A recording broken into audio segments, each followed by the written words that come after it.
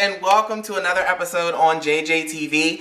If you are new here, do not forget to like, share, and subscribe, and also turn that bell on down at the bottom. That way you can get all the notifications on when I'm posting my new videos. So as you can see by the story title below, this is actually my coming out story. Oh hell no! I can't really remember like when I came out or how I came out, so I'm just gonna give you like basically a rundown. So where I grew up is a really small town, okay? So everyone knows everyone, and if something has happened, give it a few hours and everybody in town will know about it. Okay, so growing up, I've always been a character, I guess you can say. So like, you know, I've always been loud, goofy, and I just like making people laugh, you know. So I feel like I first came out when I tried out for my school's cheerleading squad. I had some friends, you know, they were like, oh my God, you should do it. I think you would love it, you know. So I tried out and I actually made the squad. This was like, for the school, this was like a first because they had never had a guy ever try out for the cheerleading squad, let alone make the cheerleading squad. So I was basically like the very first person, well, the very first guy at my high school to do it. So when I did try out, I didn't tell anyone. I didn't tell like any family members. My friends from school knew, but like I didn't tell my mom, and I didn't tell anyone. So basically, once I had made the squad, I basically had lied and said like, oh, I was staying after school for tutoring, like, and my sister or my stepdad would come and pick me up every day after school because I was tutoring. Well, I was being tutored, sorry. So we ended up having a pink game versus our biggest rival, Chrisfield High School. We had ended up having a pink game, and it was basically like a love and basketball theme. So when I tell y'all I went all out, like I went all out. I had a pink shirt, I wore some jeans that day, I had a pink headband. I even think I went and bought pink underwear just because. So like that day in school, like everybody was like, oh my God, like look at you, you showing off. And you know, and I felt like, I don't know, I felt like I could really be myself. So we had the game or whatever. I can't remember whether we won or lost or not. I don't know. But, you know, and everybody was just saying like, you know, this is the side of Jeff that we've never seen before. So after that, that's when basically my family basically found out that I was a cheerleader. So a couple days after the game or whatever, one of my older sisters actually comes to me and she's like, Mom doesn't want to come to you about it because she doesn't know how to say it. She was like, so she, you know, she wants me to talk to you. So I was like, oh, well, talk to me about what? And she was just like, I don't even know how to ask you. So at this point, like, I'm kind of confused and I'm kind of lost because I don't know what she's talking about, you know. So then she goes on to say basically like, are you gay or do you like boys and girls? So at the time, I had told my sister that I like boys and girls simply because I'm like, okay, that'll be a little bit easier probably for my mom to take on because I could still possibly end up with a girl. Whole time knowing in my head that I like guys.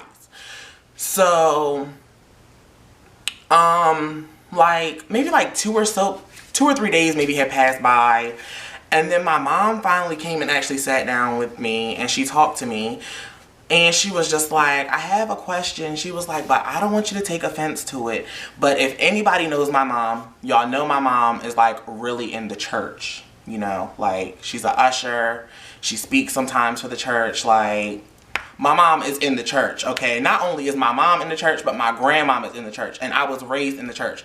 So this is not a thing that, you know, they would think would be happening, I guess you could say, is like if you were raised in the church, you know, like you would think that, I don't know, I just didn't want my mom to feel like she was a failure, if that makes sense, like, because she has a gay son.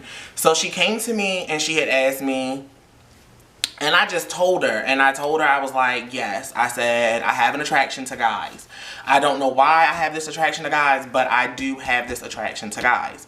So she was just like, well, I just want you to know that I love you regardless of what it is that you like. And when I tell y'all that, like, really, I don't know, it just sent something over me, and that was probably like what I needed, because the one person I don't want to let down is my mom. Like, that's like a big thing for me, is, you know, my mom, all of my mom's children are successful, so I didn't want to feel like me being gay, I was scared I was going to be disowned. That's basically what it lied to, like, well, what it boiled down to, because I had seen so many movies, I had read so many stories about, you know, kids actually finally opening up about who they are to their family members, and then they're basically, you know, pushed to the side. They're casted out. Like, nobody wants anything to do with them because they are the way that they are. And then, you know, everybody's always saying like, oh, well, that's not the way that you were raised. I understand that that's not the way that I was raised, but at the same time, like, everybody is different. Like, so you can't tell me who I have to love. Like, I love freely and I love who I want to love. But I don't know. My coming out story, I don't feel like this is really a coming out story. This is just like a story, basically.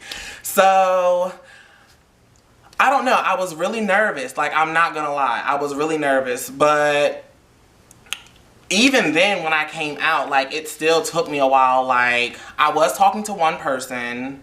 I'm not gonna name any names at all. But I was talking to one person, and then, you know, we didn't make it, and then I ended up talking to another person. And, I mean, we lasted for a while, but it wasn't really anything that I wanted, more so, I guess you could say. So, but my current relationship that I am in, like, I don't know. I shouldn't have said I don't know. Like, but I don't mean it like that. Like, I really love him, like, and he really loves me. And, like, I don't have a want in this world, because he just really takes care of me. And I'm not the type of person, like, I don't need anyone to take care of me, but it does feel good when you really do have a person that's in your corner that really cares for you and wants to see you succeed and motivates you to do things, to step outside of your comfort zone sometimes, you know, and do things that you would never in this world, like, imagine doing, you know. And I thank him so much for that. But I feel like this was a horrible story. Like, I really do. So, I don't know. So, with that being said, this concludes my story. Like I said at the beginning, don't forget to hit the bell at the bottom just so you know when my next videos are going to be up. Signing off. See you guys later. Peter Pan, that's what they call me. I promise that you